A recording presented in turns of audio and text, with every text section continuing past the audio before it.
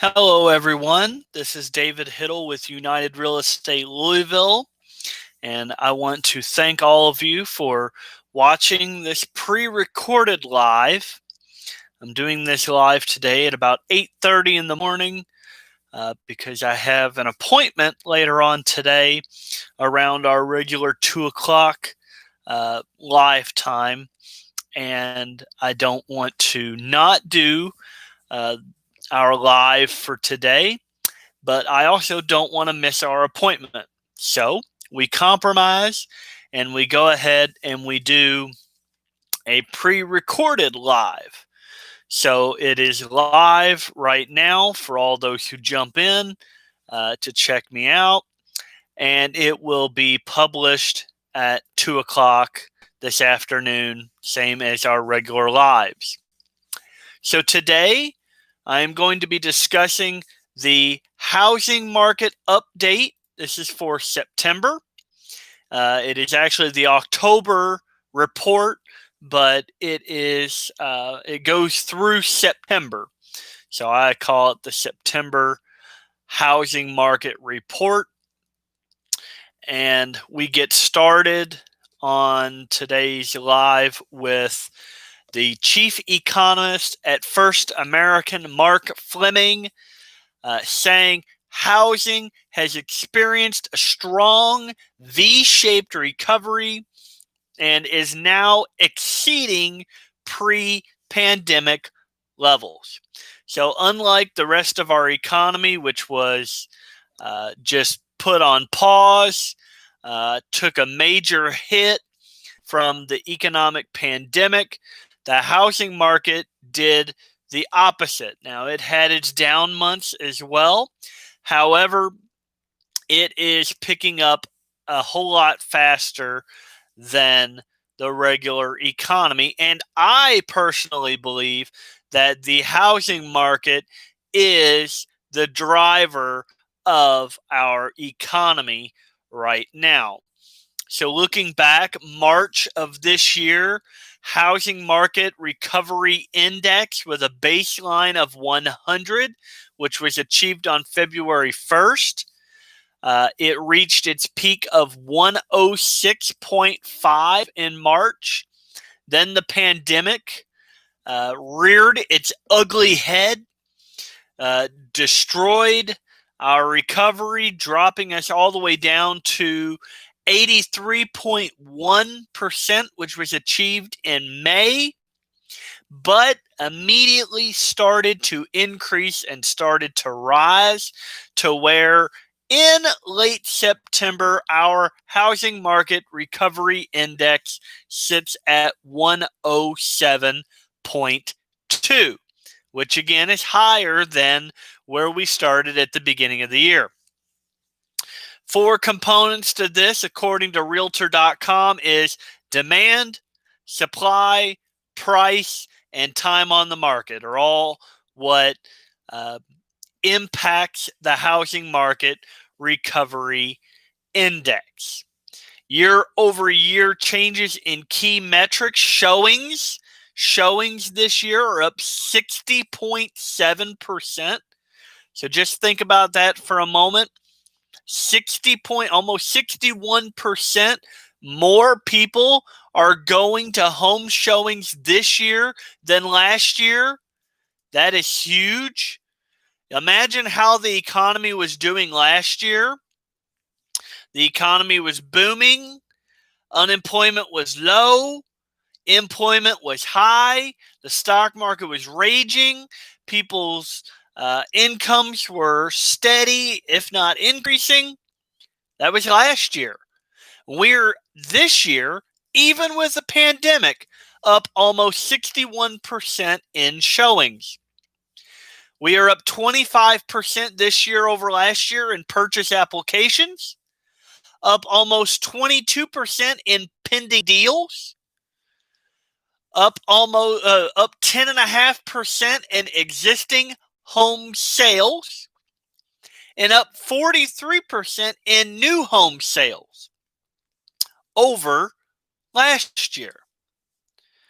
What we are down in is existing home inventory. We're down almost 40% over this time last year, and new home inventory down 33% over this time last year. So the question is, can we keep this up?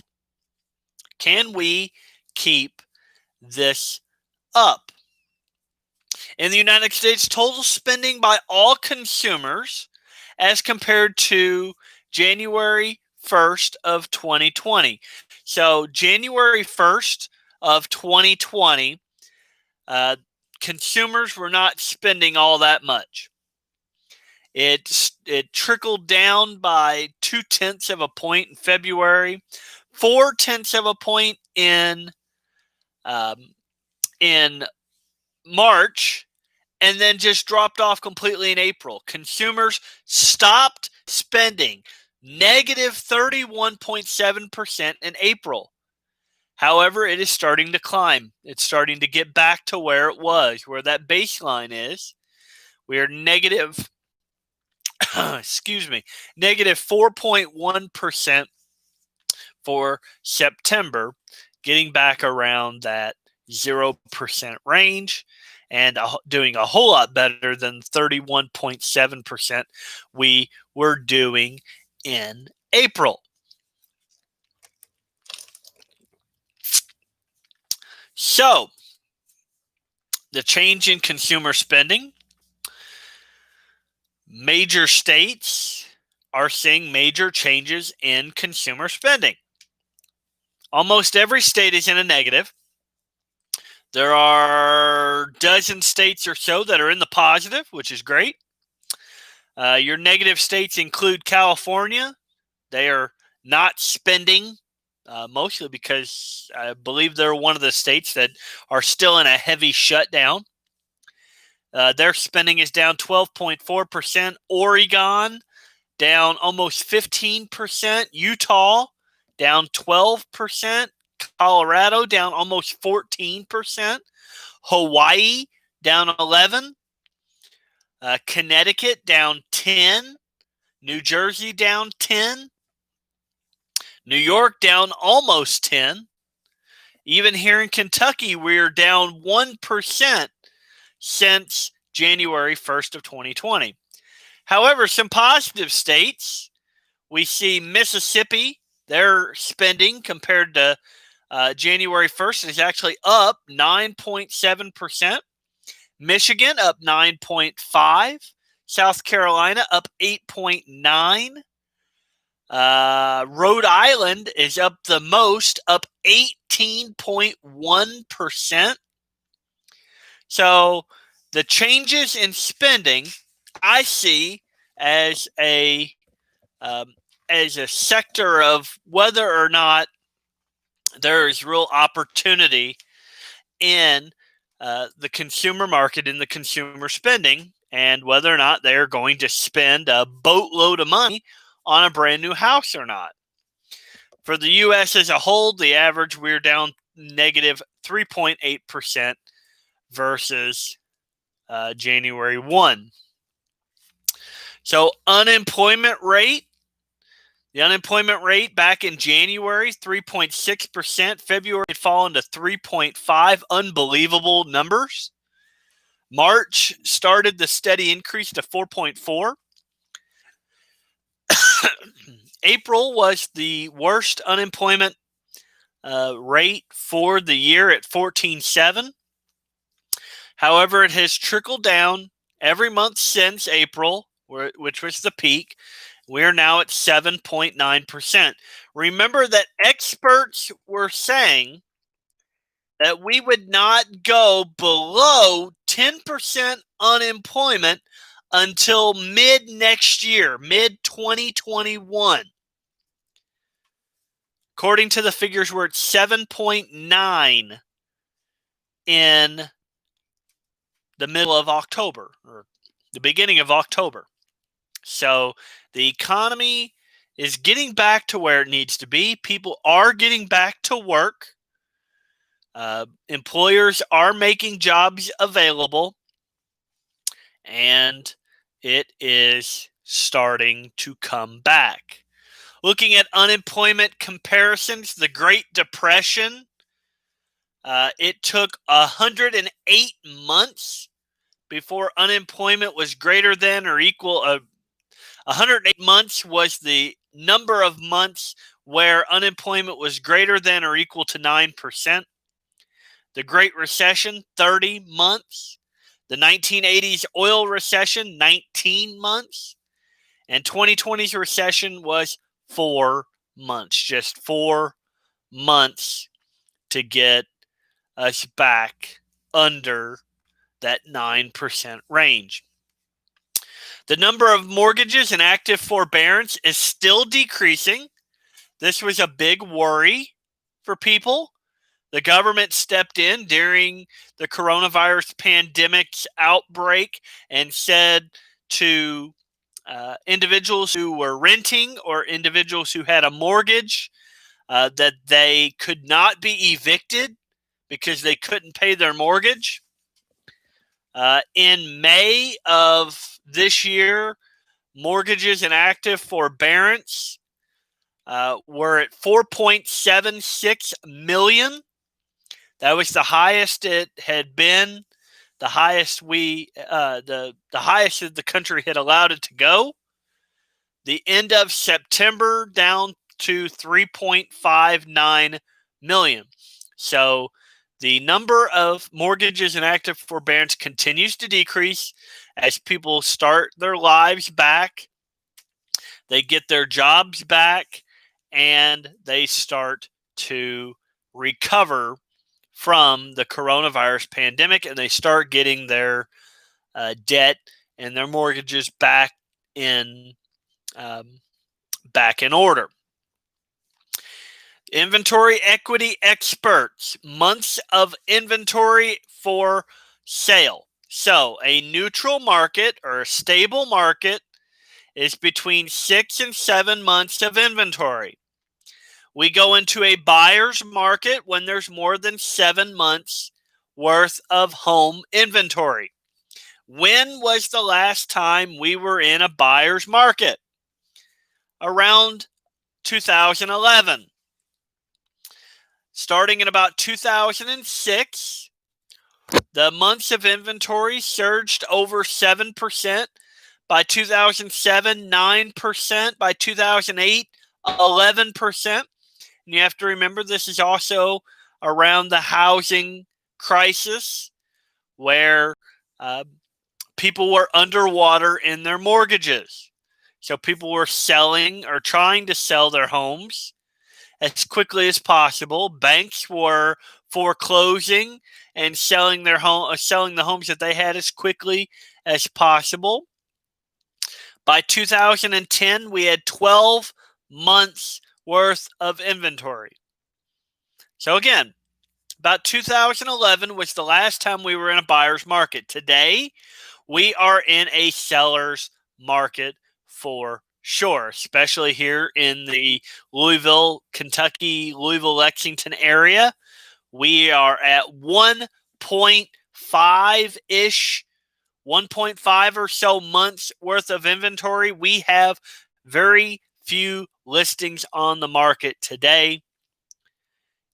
In the U.S. as a whole, we're just around 3 months worth of inventory for the U.S. as a whole. Percentage of homeowner equity, 42.1%. 42.1%. Think about that for a moment. 42.1% of homeowners in 2020 own their home outright. They own their home. If they were to sell their home, they take 100% profit from their sales after expenses. 16.6% have between 60 and 99 months worth of equity.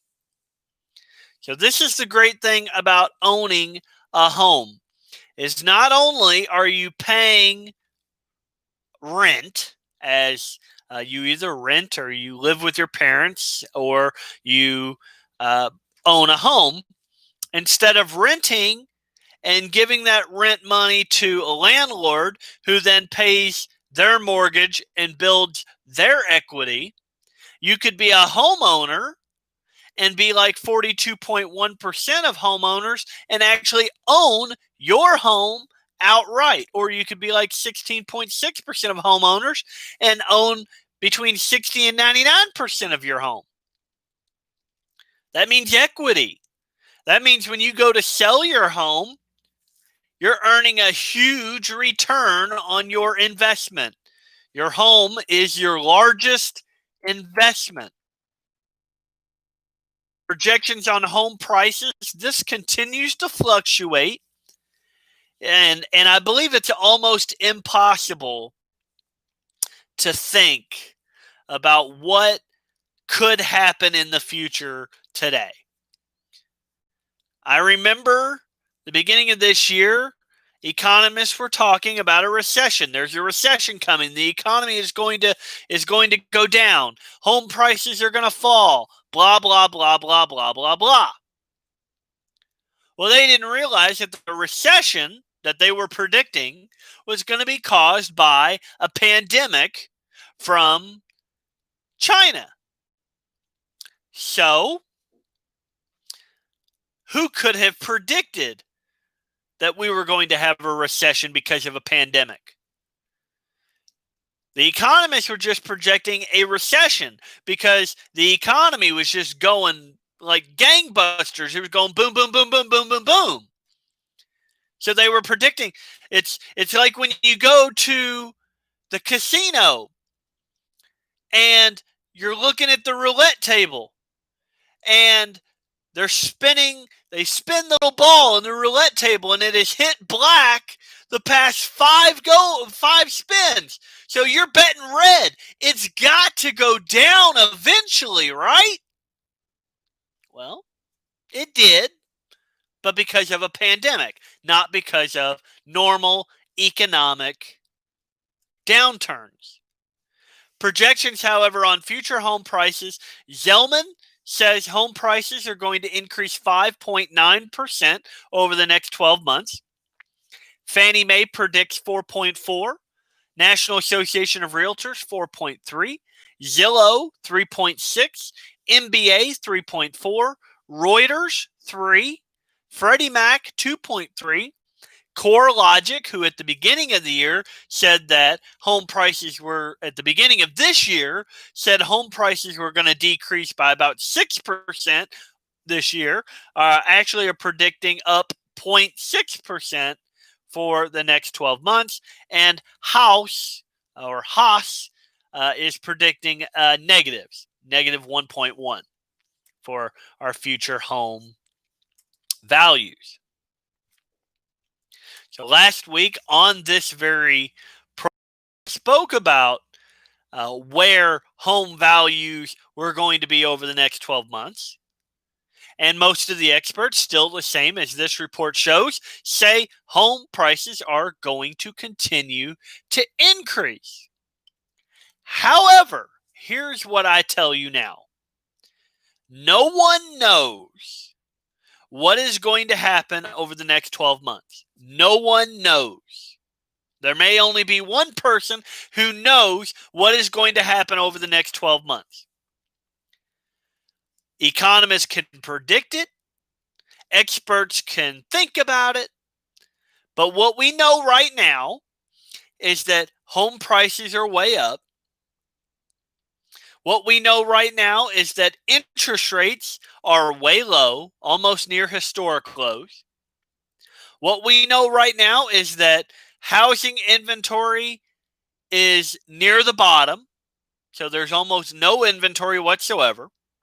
What we know right now is that home buyers are buying homes quicker and faster than almost any time ever.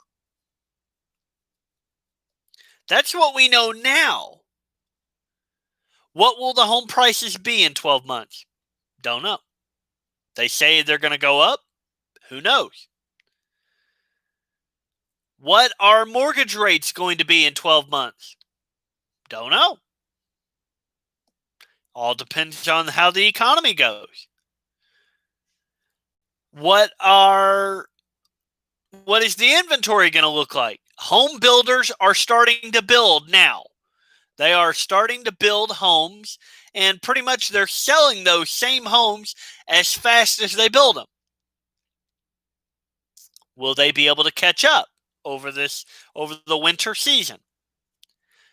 And what are home buyers going to do? Are home buyers going to drop out of the market? If interest rates go back up to 3%, will there be less home buyers? Don't know. But we do know right now is a good time to buy or sell a home. And that's what we should focus on. Focus on the here and now and worry about the tomorrow. Calculated risks, Bill McBride. This is very different from the increase in delinquencies following the housing bubble. Lending standards have been fairly solid over the last decade, and most of these homeowners have equity in their homes, and they will be able to restructure their loans once if they are employed. The one obstacle, according to Realtor.com, since the beginning of the COVID pandemic in March, nearly 400,000 fewer homes have been listed compared to last year, leaving a gaping hole in the U.S. housing inventory. As a result, home prices are accelerating at double last year's pace. Amazing, isn't it? There are 5 states in the United States where they have very strong seller traffic. Very strong seller traffic. That means that they are in a seller's market. They have way more sellers, way more sellers than they have buyers. They're in a buyer's market. I apologize. They are in a buyer's market. There are way more sellers than there are buyers, so buyers are getting better deals. Those 5 states are Alaska, Wyoming, North Dakota, Mississippi, and Connecticut. Those 5 states are in a buyer's market. The rest of the country is in a seller's market. Buyer traffic is high, seller traffic is low. So, what do we see? What do we know from all of this? What do we know from all this? Well, that's exactly what I just indicated. We know what is happening now. We know what is happening today. We cannot predict what is going to happen. Well, we can. We can predict. We can speculate about what will happen in the future. But we know what is happening in the here and now. We know that inventory is low. We know home builders are not keeping up. We know these things. And if you are planning to buy or sell a home, you should do it when you have the intelligence right now to know what you're doing. If you are one of those people that have almost 100% equity, you'd be crazy not to be selling right now, especially if you are wanting to upgrade or downsize your home. If you have almost 100% equity, that's a huge, huge chunk of investment right there.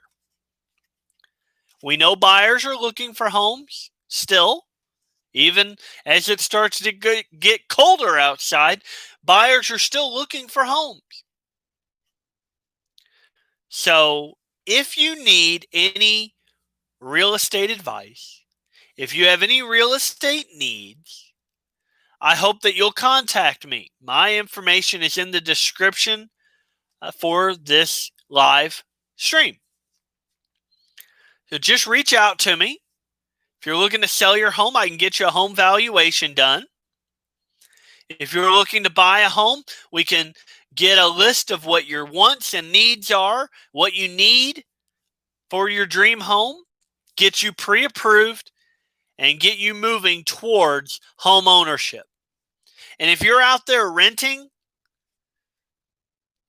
you've got to figure out how to become a homeowner because you're just throwing money away.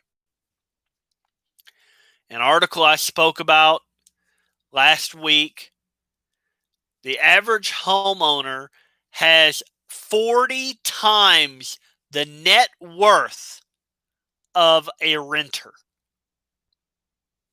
And that's mostly because a person's home is their biggest nest egg.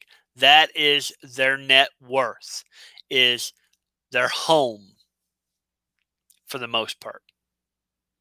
So, ladies and gentlemen, I thank you all for watching this live. I apologize that it has to be pre-recorded so that I can make my meeting later on today. But I know all of you will understand, and you guys will all watch and enjoy anyway. Until next week, I thank you for watching, and I hope you all have a great day, and reach out to me if you need me. Thank you.